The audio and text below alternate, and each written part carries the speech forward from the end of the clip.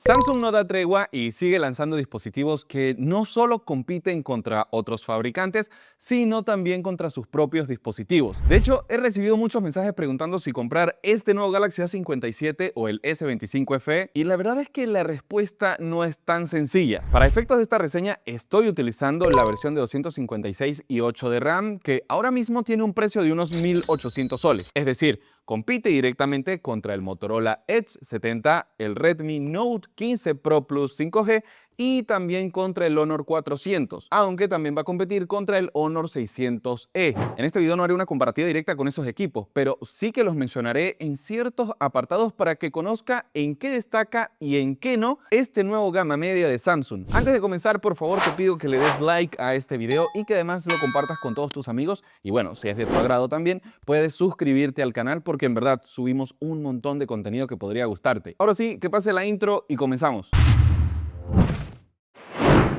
El Galaxy A57 es probablemente el equipo con mejor construcción de su segmento, por ahora, o uno de los mejores. Usa materiales premium como en el frame, que es metálico, y no solo hace que el equipo, tenga mayor resistencia ante caídas, sino que también al tacto es un golazo. Pero ojito, aquí los botones siguen siendo plásticos. Tenemos un cuerpo más delgado que la generación anterior, tenemos también certificación IP68, por lo que es resistente no solo a salpicaduras de agua, sino también a caídas en agua, pero ojo, accidentales. Ya sé que estoy repetitivo con lo siguiente, pero no lo metas en la piscina, ya que en el agua de las piscinas pueden haber elementos como micropartículas, microplásticos, que pueden romper el sellado del equipo. Dejando eso a un lado, el teléfono también viene bien protegido al contar con Gorilla Glass Victus Plus, tanto en la pantalla como en la tapa trasera. Pero, aunque tiene mejor construcción que equipos como el Redmi Note 15 Pro Plus 5G o el Honor 400, estos últimos tienen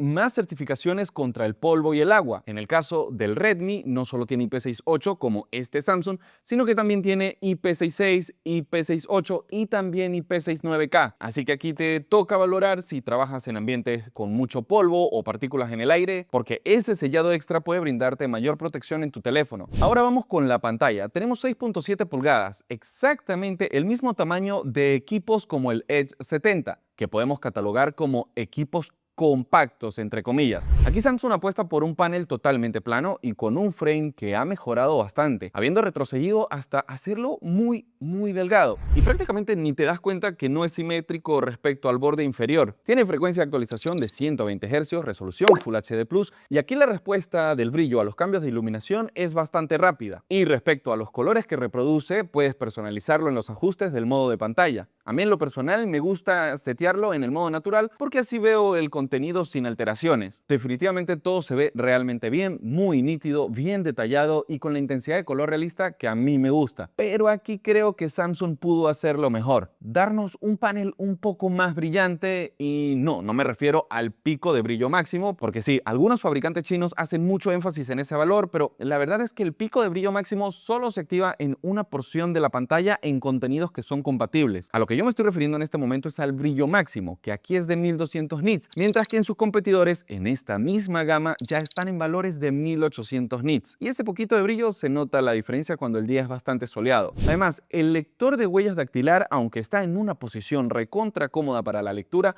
no es tan rápido como a mí me gustaría. Pero en lo que sí destaca este equipo, y por mucha diferencia frente a sus rivales en mi opinión, es en el software. One UI 8.5 probablemente es de la capa de personalización más sólida y más madura que encuentras en el mercado. Es variada, con múltiples funcionalidades nativas. Además, al instalar Good Lock desbloqueas un montón de funciones más, desde la personalización del centro de control, los ajustes del volumen, el aspecto del teclado, hasta cosas detalladas como el agregar el botón de eliminar cuando hacemos una captura, o hasta en los gestos adicionales. Por ejemplo, puedes hacer una diagonal hacia arriba para abrir una app en específico y otra app cuando hagas una diagonal hacia abajo. Las posibilidades son realmente variadas. Adicional a eso tenemos las funciones de Awesome AI, que si bien son bastante buenas, no están a la altura de lo que vemos en Galaxy AI, que Samsung lo sigue dejando para sus equipos de gama alta, empezando por el S25 FE. Y aquí puede que salte la interrogante: ¿debería comprar este A57 o me voy por el S25 FE? Si lo único que te hace dudar son las funciones de inteligencia artificial, pregúntate qué tanto las necesitas ahora mismo. Si ya estás recurriendo a aplicaciones externas para transcribir audio, o editas mucho tus fotos y Gemini no te da los resultados que esperas, o quieres funciones como el asistente de llamadas, bueno, entonces sí, deberías irte por el S25 FE,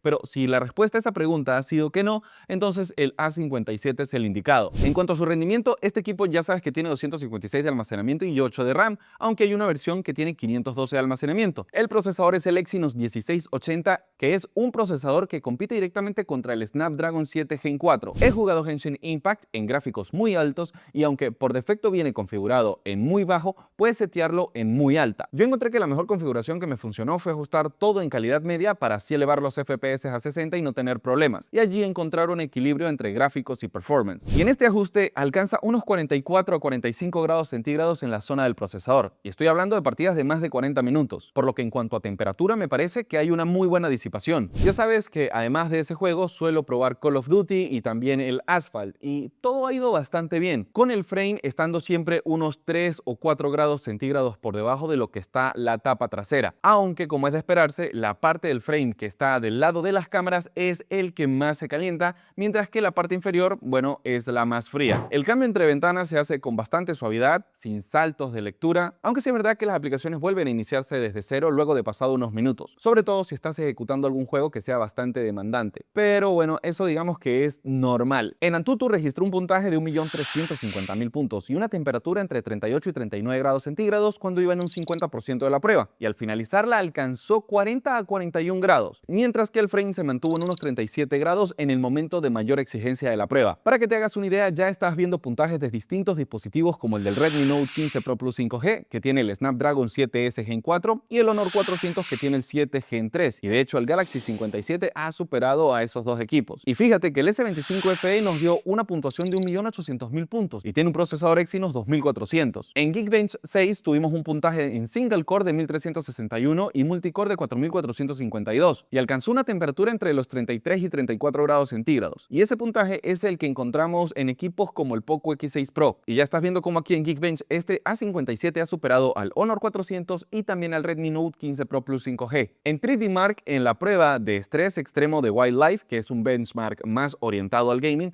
tuvimos un puntaje en la mejor vuelta de 1731 puntos y en la peor vuelta de 1566 puntos, por lo que tenemos una estabilidad del 90.5%, de nuevo, reflejando la buena gestión térmica que tenemos en el equipo. Y perdón si estoy siendo también repetitivo con esto, pero sí, volvió a superar en estos benchmarks al Redmi y al Honor, aunque falta enfrentarlo contra el Moto Edge 70 porque llegó hace unas horas. Como siempre te digo, los benchmarks son totalmente referenciales. El rendimiento percibido por cada usuario dependerá directamente o enteramente del tipo de aplicaciones que instala y también de los ajustes que aplica. En mi experiencia con este Galaxy A57 he tenido un uso bastante fluido del sistema. Creo que para uso cotidiano es un equipo que resuelve y que no se intimida a la hora de exigirle un poco más respecto a videojuegos demandantes. También a la hora de renderizar videos, por ejemplo, en CapCut. Si eres un usuario que busca un equipo rápido, con múltiples opciones de sistema, y si ya tienes ciertos productos del ecosistema de Samsung o quieres empezarlo, este me parece que es una opción que dejará satisfecho al 90% de los usuarios que lo compren. En batería tenemos 5000 mAh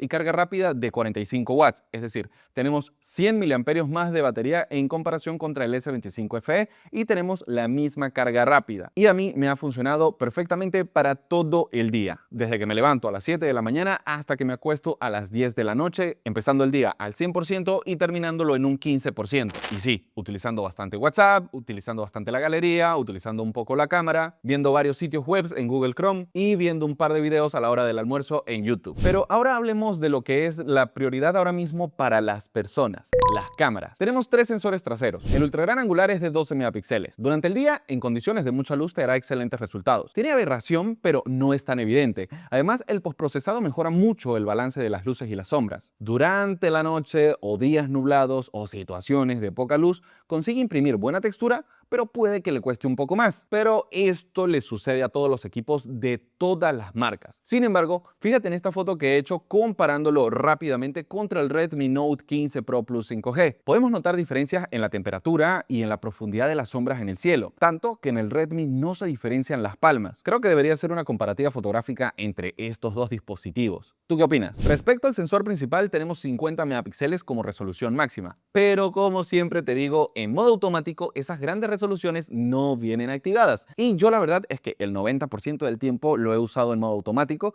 con la configuración que viene de fábrica, que es de 12 megapíxeles. Ya estás viendo resultados de día y de noche y creo que podemos decir que no hay una evolución tan drástica respecto a la 56. Esto no quiere decir que no haya evolucionado en lo absoluto. De hecho, ahora me parece que es más rápido para terminar de retocar las fotos en el postprocesado, como que no tienes que esperar tanto tiempo para ver la foto final. Aquí estás viendo una comparativa rápida contra el Motorola Edge 70 y también contra el Redmi Note 15 Pro Plus 5G y vemos que la pelea está bastante reñida, sobre todo entre el Motorola y el Samsung. Sí, el Edge 70 llegó hace unas horas y tuve que salir a hacer fotos. Pero regresando a las fotos que te estoy mostrando, creo que el Galaxy es más natural en la impresión de las texturas. De nuevo, definitivamente creo que hay que hacer una comparativa fotográfica detallada. Y por último tenemos un sensor macro de 5 megapíxeles que está bien. Todavía no podemos aspirar a un telefoto porque ninguna marca lo está ofreciendo en este segmento de precios y aunque no sea tan popular en cuanto a su uso, la verdad es que los resultados en flores, en comida o en elementos con mucha textura o en elementos en los que necesitas estar muy cerca, pues son bastante aceptables. Como te dije, no tenemos sensor telefoto, pero en el modo retrato durante el día tiene un muy buen desempeño. Respecto a la cámara selfie tenemos sensor de 12 megapíxeles, no encontré información respecto al tamaño, pero sí sobre su apertura, que es de f2.2 y aunque el enfoque es fijo, tenemos ángulo variable, gracias a que es bastante angular. Y Samsung se mantiene muy consistente con el tratamiento de la piel, que bueno, no es tan amarillenta ni muy pálida.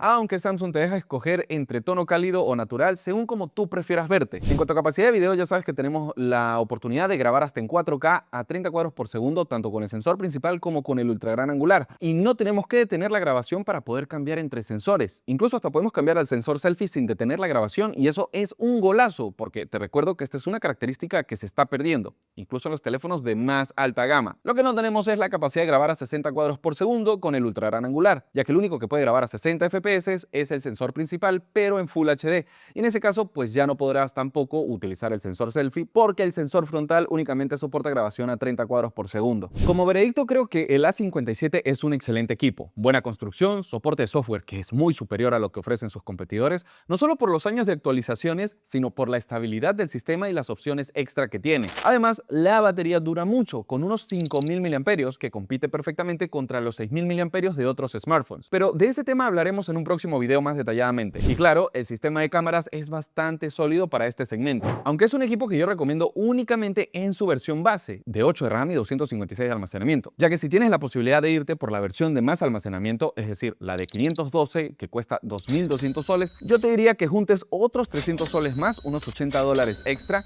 y te lleves el S25 FE en su versión de 256 y 8 de RAM. Es verdad, no te llevas más almacenamiento, pero te llevas un equipo con más potencia y un telefoto mucho más útil, sin mencionar todas las funcionalidades de Galaxy AI que son superiores a las de Asom AI. Pero ahora quiero que tú me cuentes cuál es tu veredicto. ¿Qué es lo que honesta y realmente piensas de este nuevo Galaxy A57? ¿Es un digno sucesor del A55 y del A56? ¿O sientes que quizás es una actualización menor?